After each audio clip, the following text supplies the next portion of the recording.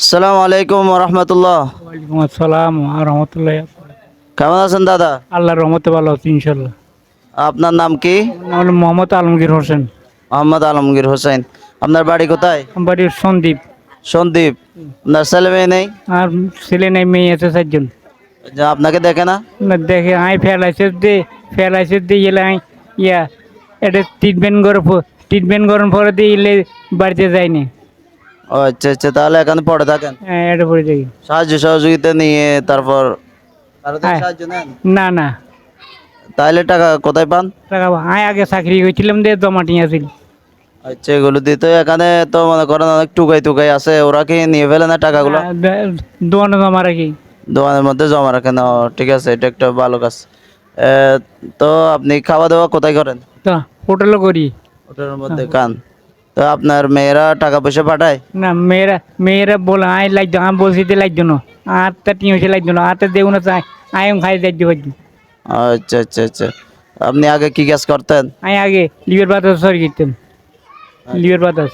আচ্ছা আচ্ছা আচ্ছা। ও, তাহলে আপনি তাহলে হোটেলের মধ্যে খান আর কি। ও, তাহলে আপনার স্ত্রী নেই?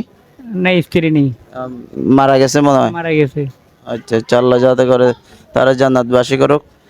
আঙ্কেল, এখন তো বেশি গরম পড়তেছে, এখানে কিভাবে থাকেন আপনি?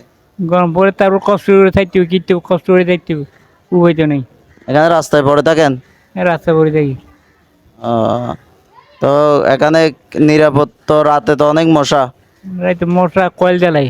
কয়াল জ্বালান? তো কয়াল তো ক্ষতিকর। কল ক্ষতি তারপর কর্ম কি, উপায় তো নেই। তো বাসা নিয়ে থাকতে পারেন না? বাসা নিয়ে থাকতে আইতে ফেলাইতে ফড়ি যদি যাই আই এই জন্য বয়ে বাসা লই থাকতে পারিনি। ও আচ্ছা আচ্ছা। সেজন্য বাসা নিয়ে থাকতে পারেন না। আর এখানে রাস্তায় থাকেন আর কি। কোন দিকে থাকেন যে আপনি? পুরো দিকে। এদিকে? ও আচ্ছা আচ্ছা। আপনারা এখানে আসলে ওনাকে যতটুকু পারেন সহযোগিতা করার চেষ্টা করবেন। ওনাকে একটা গিয়ে দাও তো, একটা মজু দাও। হ্যাঁ, এটা আমরা মজু দিচ্ছি কারণ আমরা কোকা কোলা এবং পেপসি, মেরিন্ডা এগুলো আমরা টাচ করি না, কারণ মুসলমানদের জন্য এই সমস্ত প্রোডাক্টগুলো হচ্ছে, এই পণ্যগুলো হচ্ছে মুসলমানদের জন্য ভালো নয়। সেজন্য আমরা এই ইসরায়েলের বিরুদ্ধে, যেটি হচ্ছে ফিলিস্তিনের পক্ষে যে মৌজুটা রয়েছে, সেটি আমরা তাদেরকে দিচ্ছি। এর আগে পুটিকে দিচ্ছি, পুটিকে শেষ হয়ে গেছে।